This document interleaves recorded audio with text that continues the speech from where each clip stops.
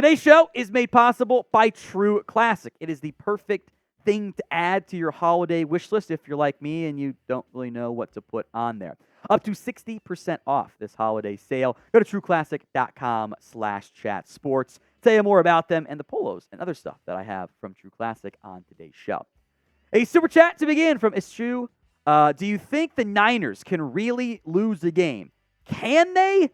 Yes. Will they lose against the Cardinals? Probably not. Will they lose against the Ravens? Maybe.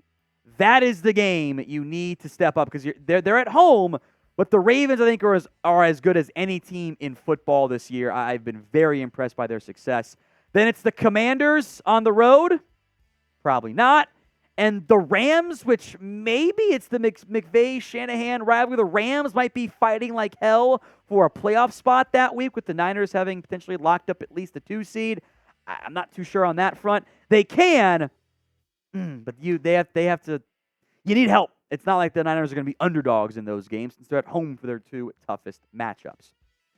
This is a super thanks that came in as part of the Newton Dak Prescott game manager conversation. And I think Marcus nailed this, by the way. Says Cam is at home because he never learned to be a game manager. He meant it as an insult, but didn't realize he was insulting himself. You're 32 and at home in a game where MVPs play until they are 40. Marcus is not wrong. Look, Cam's peak was certainly absolutely incredible, but Joe Flacco is 38 years old. He's going to turn 39 come playoff time. And he's starting for a likely playoff team in the Browns because he could manage the game. If Cam had become a better game manager, if he had become a better, not having to rely on his legs quarterback, then he would still be in football. And I think Cam still thinks he's a starter. I think that's an issue as well. But, game manager at a certain point is not an insult. He tried to insult those quarterbacks for reasons. I think also missed what the game manager actually is. Thought it was a bad look. It was also hilarious for me to see Cam later said he thinks Matt Ryan was undervalued by Falcons fans, which is funny. Because I think that the best comparison for this year's and the career for Dak and what he's doing this year is Matt Ryan. That MVP year for Matt Ryan is very similar right now. Go figure, right? Jordan Ramirez, $2 super thanks as well. Do you think Stefon Diggs would take a pay cut to come play with his brother? No, I don't think Stefon would take the pay cut. I know Trevon would love it. I know Trevon wants to get Stefon to Dallas. If the Bills miss the playoffs this year, Stefon's not going to be a happy camper. He has been a bit of an unhappy camper for a while because he does that everywhere he goes. It's a time bomb at some point, but is worth mentioning. I know it's a constant storyline. It does not make financial sense, though, for Buffalo this upcoming offseason. But at some point, will Stefon Diggs end up on the Dallas Cowboys? Y for yes, N for no. Sound off for me in the comment section. This question, by the way, will end up being the pinned comment of today's video. So if the ad comes here on YouTube, take advantage of it. Y for yes, N for no. Chris B, got to keep Allen in the pocket. Can't let him run. Allen is a bit of a reckless player sometimes when he gets out to the pocket. Allen, I think the number was within, I forget the exact yardage along the sidelines. I think it's within a couple yards of the actual sideline. I think Allen has more passes from that area than any quarterbacks combined this year. That Chiefs play where he's falling out of bounds and throws it, he's done that several times this year, and he's really good at it. I agree. It's not just keeping him in the pocket for running and scrambling. It's that he is a dynamic playmaker outside of it because he's very tough to bring down as a cannon for an arm and makes so many impressive plays out of structure. The holidays are here, and that means one thing. Time to break out my favorite outerwear from True Classic. Not just polos, but they have a wide variety of items, including the new puffer jackets, which it gets a little chilly sometimes, even in Dallas, but this is America's team. It's a national team, and I'm sure there are many of you living in the frigid and cold temperatures out there. The best part is that True Classic sells premium products at an affordable price. You can get their best-selling t-shirts, hoodies, ultra-comfortable jeans, and more in 3, 6, and 9 packs. Men, this is a perfect gift for you this holiday season, and your girl will appreciate it as well. If you want to upgrade your closet, then shop now at trueclassic.com/chatsports. to save up to 25% on your first order and 60% on the holiday sale going on right now. End the year with some holiday cheer thanks to True Classic. Links in the comments and the description of today's video. Chris B. Gallup, Tolbert, and a third for Diggs. Who says no? Chris has the laughing emojis. The best part of the upcoming offseason is that I will get to bring back the troll who says no tweets, which I found is a funny bit, and people took seriously of like, who says no? A third for Quinnen Williams was always entertaining. Of course, the Bills say no there. TKG, knowing how we are playing and knowing how the Eagles are playing, who do you like winning the NFC East with 4 games left? I believe the Cowboys are a better football team than Philadelphia, but I think the schedules remaining mean that it is more likely Philly wins the division. I hope I am wrong. I want to win the NFC East. I want to keep the curse alive. But you need Tommy DeVito to find a way to upset Philadelphia once or twice. Maybe Seattle could help you out on Monday Night Football. I don't really believe in Arizona to make that happen right now. Meanwhile, you've got Buffalo. You've got the Commanders to end the year, Miami and Detroit.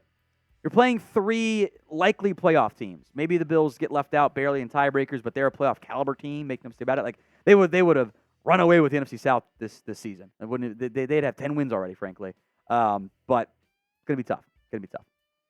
From Tyler, what would your 2023 redraft be for Dallas, knowing how the class played out so far? I like Keanu Benton, DeJuan Jones, and Tajik Spears, Henry To'o entering the draft. I like Spears a lot, too. I don't think Dallas is going to take a running back. The timing didn't quite materialize there. The big thing I would have changed, probably wouldn't have taken Luke Schoonmaker. He's been a really good blocker, and that's valuable. But I think he could have gone in a different direction than having your second-round pick be a backup. I know you guys probably want to change Mozzie in some capacity. That's certainly fine, too. I would have. If it were me, I would have taken Brian Branch the entire time. But that's, I love my safeties, and NFL doesn't ever want to listen to me in terms of loving my safeties. I think Schoonmaker is one that pains me the most because he's a good blocker, and that does add some 2 tight end package and stuff that's valuable to you.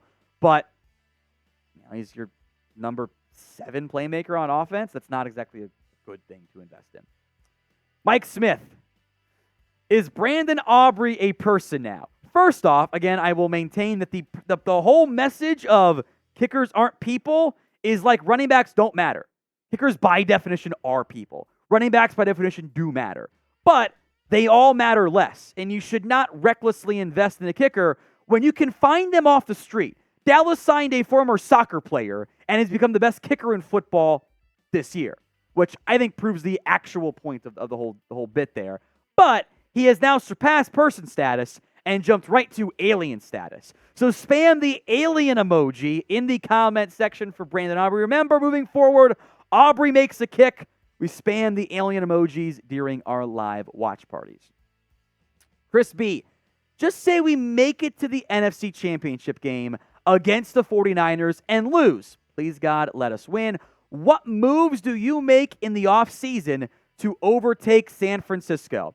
I mean, I think if it does go down that way, which of all your likely outcomes, like losing to San Francisco in the playoffs is still your most likely outcome because I have to see them actually beat the Niners for once. I think your entire offseason is how do you get by San Francisco? That might mean some more cornerback help. That might mean getting a better impact linebacker. Might mean finding a way to upgrade your ground game because that's where the Niners are weak at on defense, is they want you to run the football. The last 3 times the Cowboys have played San Francisco, despite being dared to run the football, Cowboys haven't been able to. That probably doesn't mean throwing money at a big-time back. Probably does mean upgrading your offensive line in particular. Brian Perry, Tom, think we can trust Michael Gallup for this game? Good question. I think this usage of Gallup is better. He's not being force-fed slants and hitches and comebacks and having to go contest balls. And even the one hitch they did throw wasn't that great. I think the hitch for Gallup, get out of the playbook there. You have to threaten it, I know, but I think downfield is just better right now for Gallup. He's still not generating much separation. Gallup has been better, but I think that it's in part because of the role has been smaller. I think that has led to better results for Gallup overall. We will be live for Cowboys versus Bills, given the illness for Jalen Tolbert, who he should be fine come kickoff time. You might see some more Gallup from just, installing the game plan, etc. We'll be live for that game. We'll have producer Chris back. Don't worry. Hit that sub button so you don't miss out. Ronnie J, thoughts on what we should do with Trey Lance? Some people think he would be doing, I think that's the same or better if he was in Dak's position. Recklessly wrong, to be clear, because Trey Lance was in the exact same position that Brock Purdy was in and wasn't doing as well. So let's be, the whole purpose of adding Lance was to see what he can do if a change of scenery was needed for a talented player who's younger than some of the draft guys this year in the class. Like, he and Bo Nix are the same age. Let that sink in for a second. He's still younger than Hendon Hooker by like a year and a half or something absurd. And see how he does in the preseason next year. Nothing about Lance matters this year. It's about next preseason for him. From Daniel M., I have somewhat of a concern about Bland being on Gabe Davis if Gilmore is going to be on Stefon Diggs, only because Davis is a taller receiver and Bland struggles against taller receivers. I don't actually disagree with that. I actually think the Bland-Diggs matchup might be a little bit more favorable than Gilmore against Diggs, although Gilmore has seen plenty of Diggs over the years, and that actually might be a beneficiary thing for him in the short-term / long-term there from some overlap previously. So my other issue is Gabe Davis isn't that good. And then look, this is probably going to be a freezing cold take of like, Gabe Davis sucks, says Tom, and then Gabe Davis steps up for the first time in 4 weeks or whatever it's been. His numbers this year have not been good. He was great against Philadelphia. In the other 4 games around that, he has 2 catches for 56 yards. So Gabe Davis either pops off or does nothing. That's kind of who he is. And I wonder if they would then try to not target him if it is Bland against him. From Dan Ryan, sign Akiem Hicks with Hankins hurt. I actually like that idea a little bit more than signing Ndamukong Suh because I think Hicks can offer you more as a run stopper. But you also signed Carl Davis to be your backup defensive tackle in the event of injury. So I don't think Dallas is going to do anything. Now, if injury hits, we can again revisit this. If the Carl Davis is terrible, we can revisit that as well. But I think they're okay at the time for the time being. So speaking of free agents, name one who you want to sign. Because we are in mid-December, by the way, none perfectly works as an answer because there might not be one who you want to go get. Leroy Pearson Jr., how do our lines stack up against the Bills on both sides of the ball? I think your defensive line can match up pretty favorably against the Bills' offense, especially on the interior. You will see Micah defensive tackle reps. Those have worked well, whether stand-up or kind of, kicking inside or doing stunt stuff. You will see those. I think you will also see the Bills' defense have some success potentially getting after Prescott. That's going to be their goal. Leonard Floyd, Ed Oliver sack numbers are awesome this year. Gregory Rousseau has broken out. They've got Von Miller still kind of, he's Von Miller, but that's the same guy that he was, kind of back in his prime to a certain extent. He's kind of had a bit of a down year, frankly. They've got some pieces on that defense line that I think could cause some real issues for Dallas. Ronnie J., I think this will be the most important win of the season if we win. Do you agree? I still think that Eagles win will end up being more important. Obviously, next one is the most important one, right? But, it was Philadelphia, division rival game. That matters a lot. Chris B., would you re-sign Gilmore? I would, but still add another. I think, yes, you would. I'm down to bring back Gilmore if the money's right. We'll see about that. Could be a bit of a tricky conversation. Also, yeah, you want to add somebody else because, you're not going to bring back Noah Abignagany. Probably not going to bring back Nashawn Wright. So you have depth you can add, which I'd probably draft somebody. Probably spend a top, 130-ish pick on a corner and hope it ends up better than, hopefully it's more bland than it was Boss Man Fat. If we did not get to your question, I'm terribly sorry. You can always follow and DM me, though, on social media at WhatGoingDowney. Links in the comments in the description of today's show.